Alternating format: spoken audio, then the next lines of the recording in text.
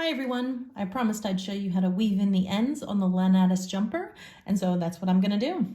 So I have here the sweater turned inside out, and my tools for weaving in ends are a pair of very sharp little scissors for snipping off the ends, and a darning needle or a tapestry needle. This one has a little bend at the tip. Not all of them are like that, but the key things you want is you want a fairly large eye so that you can thread the wool through. And you want them to be blunt. This is not really sharp at all because it's not a point. I don't want to split the stitches. You can also get plastic ones. I like this one because especially for this wool, which is quite fine, it's a good match. Now I have here the underarm where the sleeve joins the body, and you'll remember where I joined, it's a bit of a hole. If I put my hand in, you can see there. And that happens, we're joining two tubes together really here, and you often see this when you're doing the heel of a sock. You'll get a little bit of a hole at the gusset. And so what I'm going to do is I left a bit of a long tail here, and so I'm going to use this tail to close that hole and weave in the ends as I go. So I'm going to thread the needle, and I do that by sort of twisting the yarn on itself, and that gives me kind of a little bit of a folded edge that I can push through the eye of the needle. Okay, so I've threaded the needle, and now what I'm going to do to close this hole, I'm going to keep my hand behind it to give me something to press against. I'm basically going to thread the wool around and around and around the hole, and basically sort of almost pull it closed like a drawstring bag. So I'm just going to start basically going under stitches around the gap. Not right on the edge, I'm going in a little bit from the edge, but I just want to start slowly pulling this closed. Go under one there, one over there. And as I start going around, you'll see I'm already starting to close, and I'm not pulling it super tight. Like one of the tricks with weaving in ends is you want it to have sort of the same tension as the knitting itself. So you don't want to yank it real tight. So I'm just sort of going through different stitches, and I'm going around and around the hole, and I'm basically just gently pulling it closed, and almost kind of like weaving in behind it a little bit in places as well. So I will let's go down here and around this bit. See? Gently closing it, and if I turn it to the inside, it's the underarm, so it's not going to be too noticeable, which is thankful. And yep, just continue going around that hole and gently pulling it closed. And this is how I do the gussets on my socks as well. And we've basically got it more or less closed. If I turn it inside, yeah, you turn it inside out, you don't see a hole anymore there at the underarm gusset, which is great. So if I'm satisfied that I've closed that little gap, whoops, thread come undone.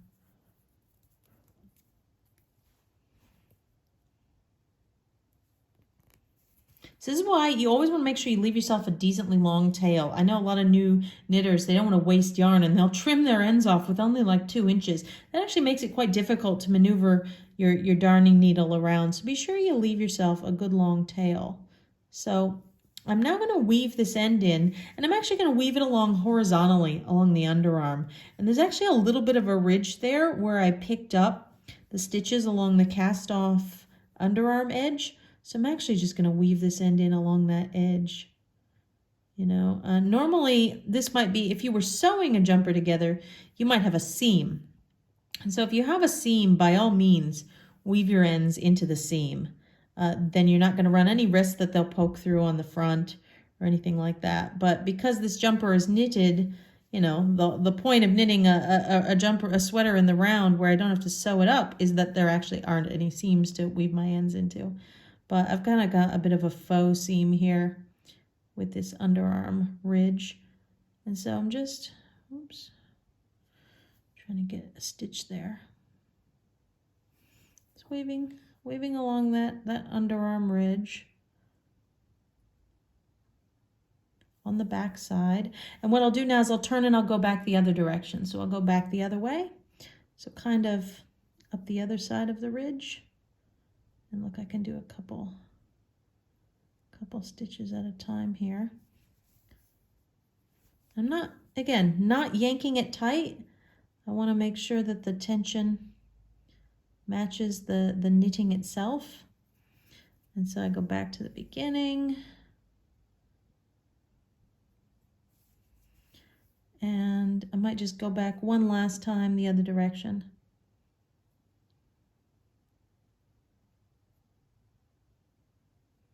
Because this wool, once it folds back on itself, it's very grabby and sticky. All right, look, that's not going to come undone. And so I'll put down my needle and I will go ahead and cut off and leave a tail. And I generally leave a good ½ inch, you know, a centimeter and a half. And that's not going to poke through. And so there we've woven in that end, and we've also closed up the armpit gap that we had. I'll go ahead and weave also the cast off edge. Here it is at the edge of the cuff. So this was the very last thing I knitted on the jumper, was these little sleeve cuffs. And so I've got a tail here, and so I'll thread that onto the needle as well. I'm going to show you a few different types of places where I have to weave in on this sweater. And so I usually find that on a cast off edge, so if we look at this cuff here, you see when you're casting off, if you remember, we had 2 stitches, we lift the one on the right over the left all the way along until we're left with one. And what that means is you often end up with sort of one side a little bit higher than the other. And so the first thing I do when I'm weaving in an end like this is I usually want to try and make it look continuous. And so what I'll do is I'll actually put my needle through the first cast off stitch there. And so if I pull that gently closed, what I'm trying to do is actually trying to make it look a bit more continuous across the ribbing. And so I'll go ahead and tighten it up a little bit. And so I've got a little bit of a loose stitch there, just a loose one, which will come out when I block it. But yeah, so the cast off edge, I want to make it look a little bit more continuous, which it is. And this is the underside of the arm anyway, so that loose stitch you're not going to see. So I'll just go around once or twice just to kind of reinforce that cast off edge. And so now on the inside of the garment, what I'm going to do is, to get away from the edge, I'm going to weave it up the legs of one of these ribs on the back side. So I'm just going to go up one side of it, or down one side, I don't know, to get to the area of stocking stitch. Basically get away from the edge. I don't like weaving right on the edge, because, you know, we're going to have that little tail, and I don't want that like hanging loose. So I want to get in at least an inch or two from the edge. So I weaved down one of those knitting ridges. And so now what I'm going to do is I'm going to weave back and forth in this area of stocking stitch. And so I like to go diagonally. I think diagonally it's harder to see. And so I'm actually going to go diagonally across. You see these purl bumps? And so I'm just going to pick a row of purl bumps, and I'll go diagonally for an inch or two. Then I'll go diagonally back the other direction and then finish it off. And that is how I hide it in stocking stitch. So I'm just going to start going diagonally, purl bump to purl bump to purl bump. And I'm not pulling it super tight. You learn that the hard way. If you weave in your ends really tightly, you will see it on the outside of the garment.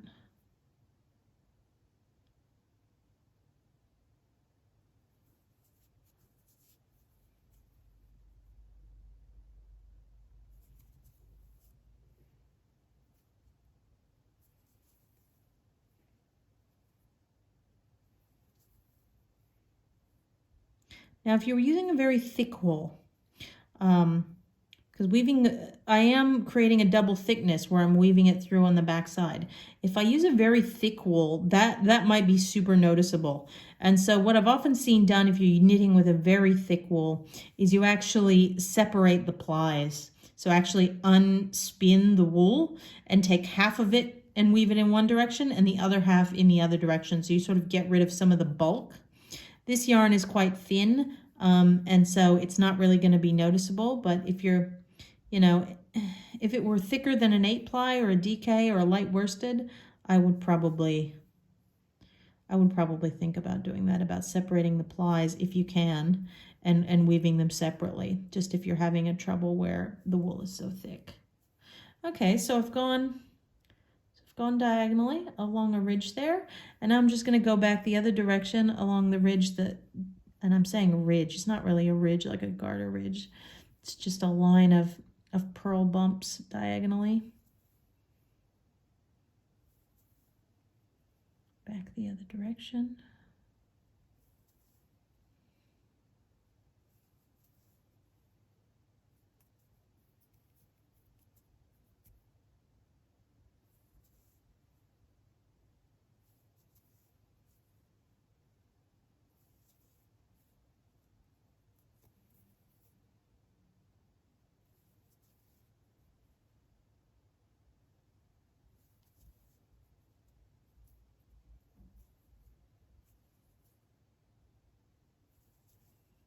Okay, so I'm back sort of where I started-ish.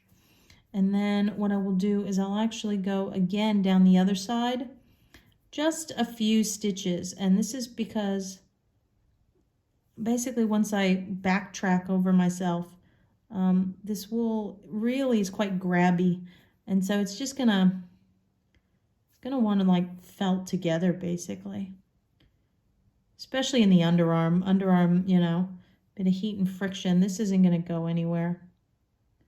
Okay, cool. So we've gone down, we've gone back, and we've gone down a little bit, again, about halfway. And so I'm going to cut off and leave, again, 1/2 inch, centimeter and a bit. And so if I turn it over now, you cannot see where I've woven that end in on that side. And it's because it's actually along here, along that diagonal line. But because I've tried to match the tension, you really can't tell at all. And because we've gone away from the edge, you're not gonna see that end poking out. So that's how I do a cast off edge. And the last one I'll do for you here is I'll do a bit inside the ferrule, here on the sleeve. So I actually had to join a new ball of the teal wool on the sleeve. And so what I did is I actually knitted about 1 inch or so with the two balls together. And so here are the tails from the old ball and the new ball. So I'm basically going to need to weave these in. And the trick is to actually try and weave in an end. When you're weaving in an area of color knitting, you want to weave it against the same colors itself. With these motifs, if I weave the teal into a white area, you're going to see it more. And so if I weave it in against the blue, it's going to be hidden. It's going to be camouflaged. So what I'm going to do is, I should have left slightly, this is me being naughty, these ends aren't quite long enough. I should have left a slightly longer end because it's a little difficult to maneuver. But I've got these areas of bands between the motifs, so I'm actually going to head for one of those. And so I'm actually just going to go, and you can kind of go behind the stranding because the stranding is sort of floating along behind as well. I'm just going to get myself down to that area. And now I'm going to do kind of like what I did in the stocking stitch, but I'm just going to go along some of these purl bumps, but sticking within the teal because I don't want to run the risk of it showing in the middle of a white stitch. And so now I will, because of the way that this motif is and it's a stripe, I'm going to go horizontally. I'm just going to go horizontally along the teal, and I'm going under these sort of purl bumps on the back side of stocking stitch. And so I'm already running out of room to maneuver because I left my tail so short. Leave longer tails. Okay, and now, because I'm running out, I will go back the other direction, just picking the bumps sort of underneath the row that I was on.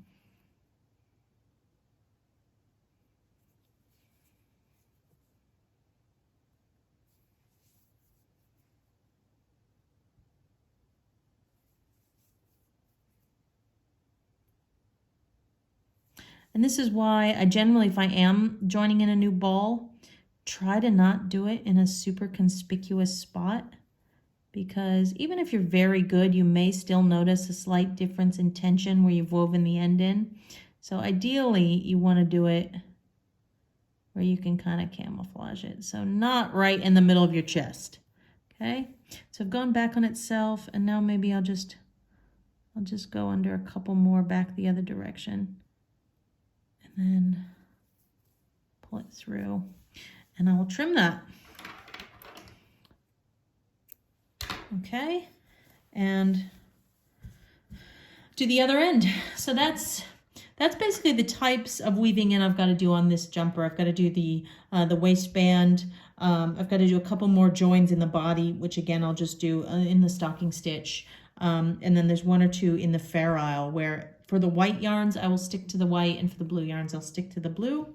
The other side of the armpit actually does have a little gap as well, a smaller gap there. I don't have a tail on this side, so what I'll do is I'll use a piece of scrap yarn of the blue, and I will again go around the corner just to close it up at that armhole gap on both armpits to close it up. But that's how I'm weaving in the ends on Lanatus. I hope that's been helpful.